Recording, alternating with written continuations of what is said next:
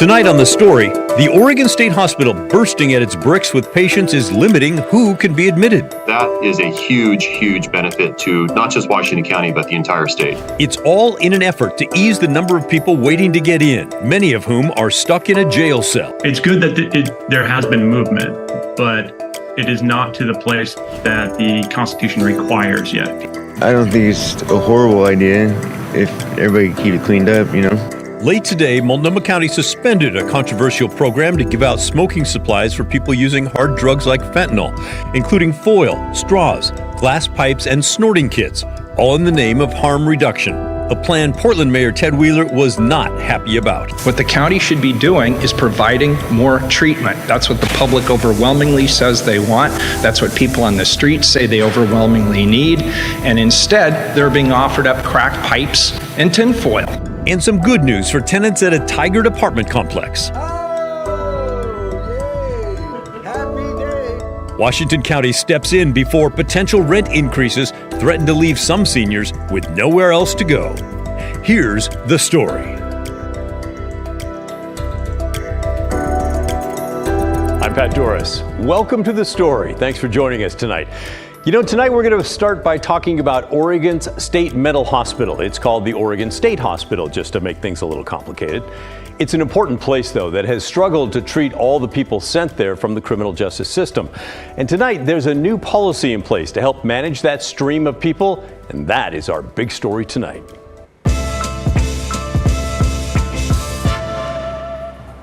The Oregon State Hospital is in Salem. It holds just over 700 people. You should care deeply about what happens there, because when it's full and new patients cannot get in, it means that someone with mental illness might end up in your community, maybe on your streets, and others will suffer in jail waiting to get in to mental health treatment there. Before we get too deep into this, let's just clarify for a moment. Some who are at the state hospital now have not committed any crimes, but they do have a mental illness and they're dangerous to themselves or to others, and there's nowhere else in their community where they can be treated and safe 24 hours a day. This story is not about them.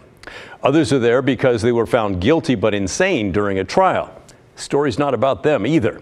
It is about another group of people with a mental illness who've been accused of a crime and are awaiting trial. That group is also sent to the state hospital to get help so they can aid and assist in their own criminal defense. Over the last several years, more and more people like that have been sent to the state hospital. As recently as 2017, Lynn Saxton, who at the time was leading the Oregon Health Authority, which is in charge of the state hospital, she sounded the warning. Here she is testifying at a legislative committee and describing the problem. You're going to hear her refer to the 370 census. Well, she's talking about the folks that we're highlighting, people charged with a crime but sent to the state hospital because they cannot aid and assist their own defense. Over the years, the number of these patients at the state hospital has continued to climb. In 2011, the average daily 370 census was around 100 patients. In October of 2016, the census peaked at 248 patients. So that was back in 2017 when she was saying that. And that jump from 100 to 248, that's a pretty big jump in 5 years. Now, you might think all those people were charged with seriously dangerous crimes, and some were, to be sure, but others were not. Some were only charged with misdemeanors. At close to $1,000 per day, mostly general fund dollars, Oregon State Hospital is the most intensive and costly level of care in the state for adults. With a limited number of beds, we should reserve admission to OSH to only those who actually need hospital-level care. It is not the appropriate place for people who have been arrested for public urination, general nuisance crimes, or drug-induced behaviors. But that is where some of those people were being sent. Here's an updated look at the numbers, by the way. In January of 2012, there were 109 patients at the state hospital for that aid and assist help. This past December, the number had ballooned to 394. That sort of growth brought big problems. For instance, some defendants with mental illness sat in local jails waiting for space to open up the state hospital. They sat there a long time. It's sort of like not being able to get into the airport because there's no planes leaving and the place is jam-packed. Well, this chart from OHA shows that back in January, there on the left side of your screen, January 2021, people were waiting longer than a month to get out of jail and into the state hospital. It was bad again in the middle of the screen around February of 2022 and is now down slightly under 20. That's an average daily wait to get into the state hospital, just under 20 days. But that is still way too long. And hey, this is not my opinion. That's what a federal judge said way back in 2002 when Disability Rights Oregon sued the state over this very same problem, and they won. The federal Ninth Circuit Court ruled that if people are found unfit to help their attorney defend them in court, they should be sent to the state hospital within 7 days. Not 20, not more than a month, 7. The group sued again in 2019 because it was taking 26 days to get people to the state hospital, and then again in 2021 because it was still taking too long. Part of the problem? According to an expert advising the court, once patients got into the hospital, they were staying too long. They weren't leaving fast enough. Some people could stay for as long as 3 years. Well, the new court order said the hospitals could only treat people accused of a misdemeanor for 90 days, non-Measure 11 felonies for 6 months, and Measure 11 felonies only for a year. Then they had to be released back to the county that they came from. Prosecutors did not like that one at all. They worried that dangerous criminals would be sent back to their county with little warning and no place to go. So the district attorneys from Washington, Clackamas, and Marion counties banded together and asked the federal judge to change the rules. And last week, he did. The new rules allow for more notice when someone is being released from the state hospital. It was 30 days, now it's going to be 60. The rules also allow the DAs to ask that the patient be held longer than those other rules allow, in some cases back up to that 3 years. And it limits who can be sent to the state hospital. People charged with non-person misdemeanors will not be admitted and must be treated in their community. Recently, I had a chance to talk with Jesse Merrithew. He's the lawyer representing Metro Public Defender, which joined in on this lawsuit because they wanted to protect their clients who were languishing away in jail. He noted that with the changes made last year, the jail time waits are getting shorter, but he said more needs to be done. It's good that there has been movement, but it is not to the place that the Constitution requires yet. People are still waiting approximately 15 days on average. In order to be admitted to the hospital. The injunction requires that they be admitted within 7 days. And really the 7 days should be an outside limit. We should be, beds should be available when people are committed, and they should be in the hospital just as soon as logistically possible. Kevin Barton, the district attorney in Washington County, said the ability to ask that the patients be held longer, well, that's good for everyone. It's a game changer. We've been asking for, and I've been pushing for that ability to hold more dangerous felons longer since the very beginning, since September. And when we have people who are accused of committing the most violent crimes and the hospital discharges them early, we have nowhere to safely put them, for not only for their safety and the public safety, but the victim's safety as well. So that is a huge, huge benefit to not just Washington County, but the entire state. So where does it go from here? Everyone seems to agree there needs to be more places for people with serious mental illness. The district attorney there says the state hospital should expand and there should be more community mental health places. The lawyer for Metropolitan Public Defender agrees more is needed in the community. The big picture solution is, all the investments the legislature made into community mental health, that stuff needs to come online so that we're not in the behavioral health crisis that we are in the state. That'll go a long way to avoiding the criminalization of mental illness, which is at the root of this problem. So by that, do you mean that there needs to be more neighborhood facilities where people can go to get their mental health issues treated before it gets so bad that it just becomes a criminal issue? Yeah, exactly. There needs to be places within every community in Oregon for people with mental illness to get treatment. The police officers who are responding to calls for service need options other than taking people who are obviously mentally ill to jail. So what do you think about that? Are you as frustrated as the experts that there are not more options for people with serious mental illness? Are you like me wondering, how do we get here without places for people in our communities, for crying out loud?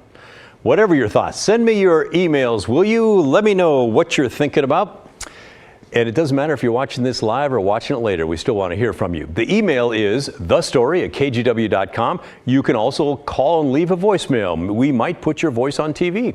The phone number is 503-226-5090. Now to a story that really lit up our inbox over the weekend. Late Friday, Willamette Week broke the news that Multnomah County would start handing out supplies for smoking fentanyl and other drugs. We're talking about things like tinfoil, pipes, straws, snorting kits.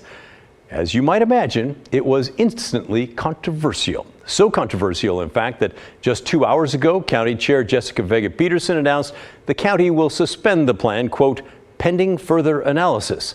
She seemed to throw the health department under the bus, saying they did not follow proper protocols. So, why did the county undertake this plan in the first place? We had a chance to ask the county's public health director. Signs of life taken too soon, scattered throughout Portland. Many of these makeshift memorials are for someone who died from an overdose. People just don't know what effect it's going to have on their system, let alone the potency of it. Portland police have investigated more than 130 suspected deadly overdoses so far this year, many of them from fentanyl. Brent, who is homeless in Southeast, sees it firsthand. I've seen a lot of people die too, and it sucks. Multnomah County's harm reduction program planned to hand out smoking supplies like tin foil, straws, and glass pipes. County officials argued that smoking drugs is safer than injecting with needles.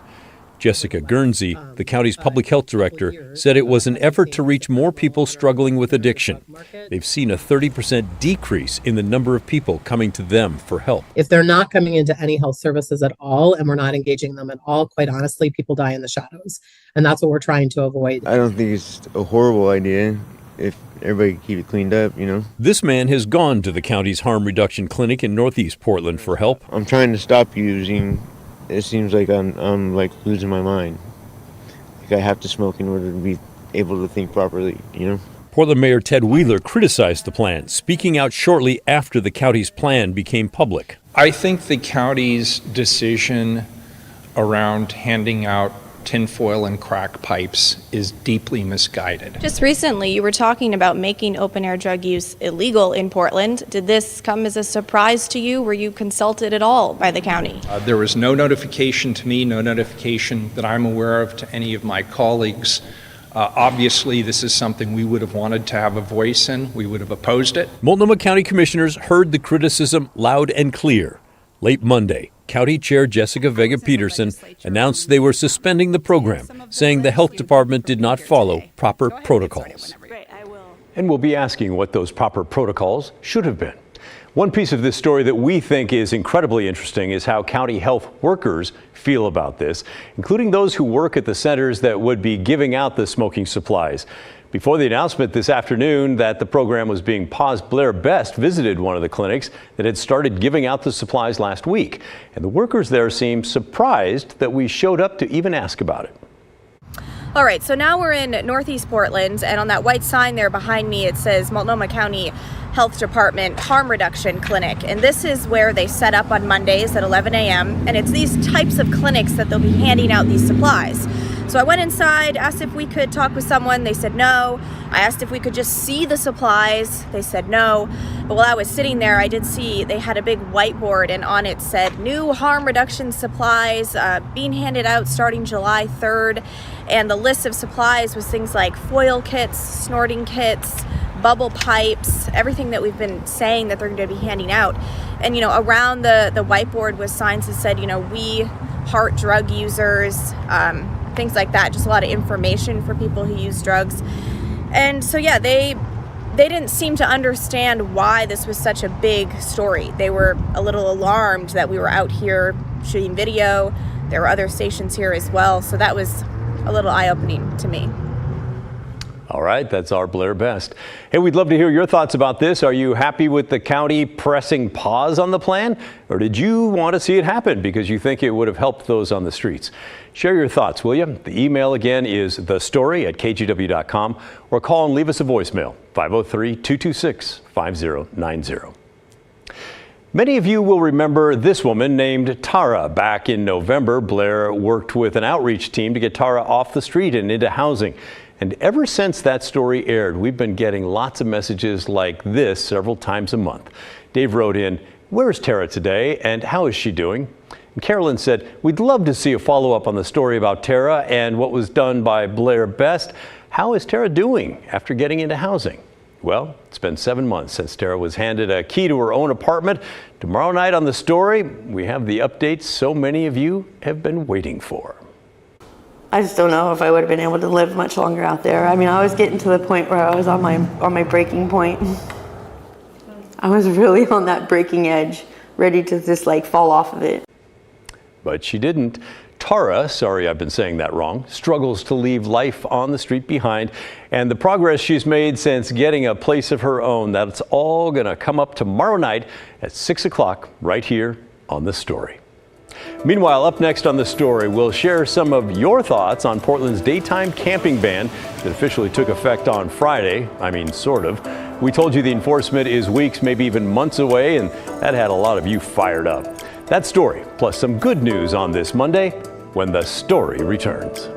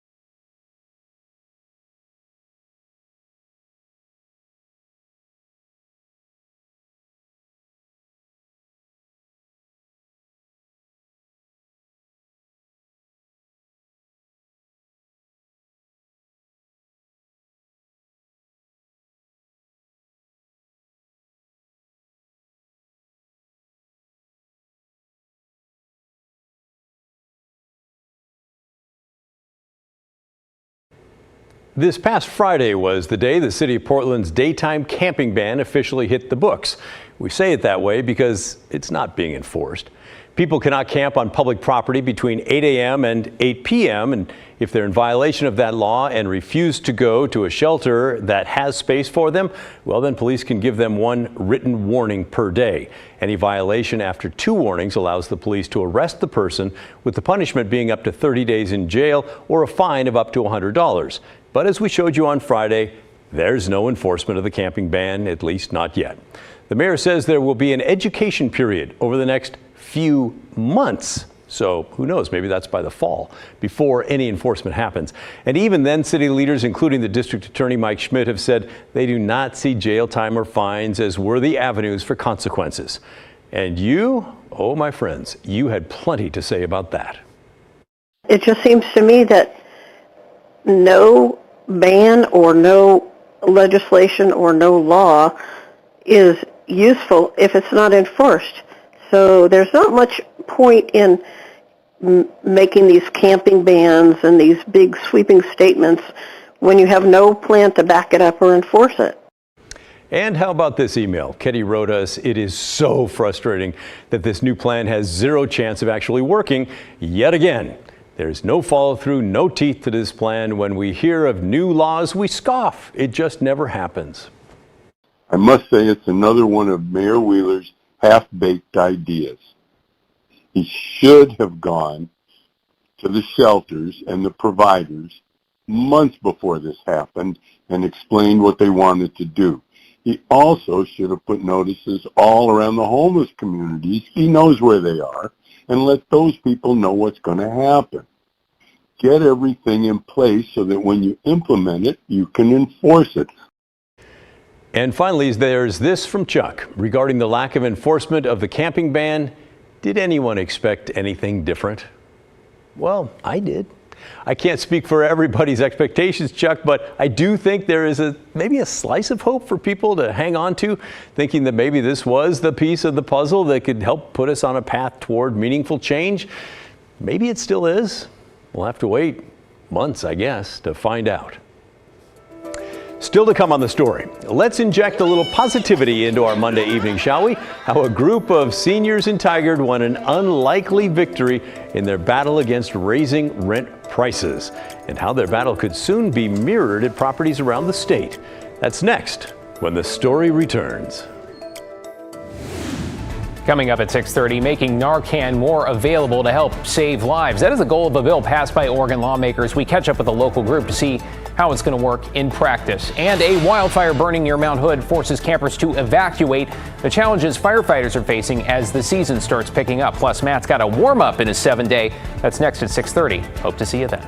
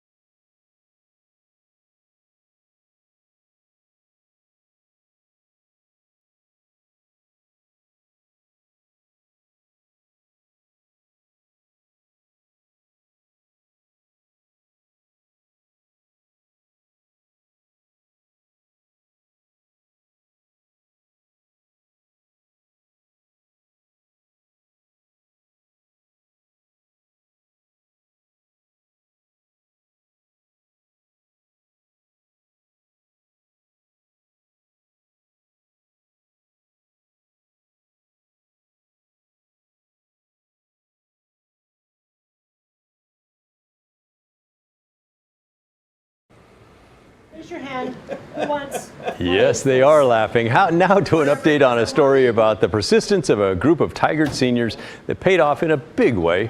For months and months, the residents here at the Wood Spring Apartments have fought to keep their low-income rent prices down after learning the owner of the building planned to increase rent to the market rate. That would have forced many longtime residents out. But by getting the word out at seemingly every level of government, Washington County decided to step in to buy the building and keep their rents affordable. The deal was finalized earlier this month, the end of an unlikely victory that allowed the residents to finally relax. It was from total dedication, people who didn't think they had any political skills at all, how we rallied, how we testified to the Senate, how we've testified to the county, and we've never given up. Congratulations all. Residents around the state will likely be facing the same battle over the coming years. That's because a 30-year tax credit that encouraged developers to set aside low-income housing, well, that's expiring for many projects now over this year and next year. After that timer runs out, building owners are free to raise the rates on those units. The residents at Wood Spring say they do want to do whatever they can to help, and they'll coach others on how to stay in their homes just like they did. And it's time for the annual KGW School Supply Drive. It's going to start next month, but now's the time to sign up to help us collect supplies. Last year, we were able to send more than 15,000 local kids back to school with the supplies they need. And this year, we want to help even more. So why don't you get involved? Go to kgw.com/school, sign up your business or collection site, and we'll send you an official school supply drive collection kit to get you started. Again, that's kgw.com/school. And that's the end of our show. Thanks so much for watching. Remember, though, the story, our collective story, well, that never ends. Stick around now for the news at 6:30, and I'll see you right back here tomorrow.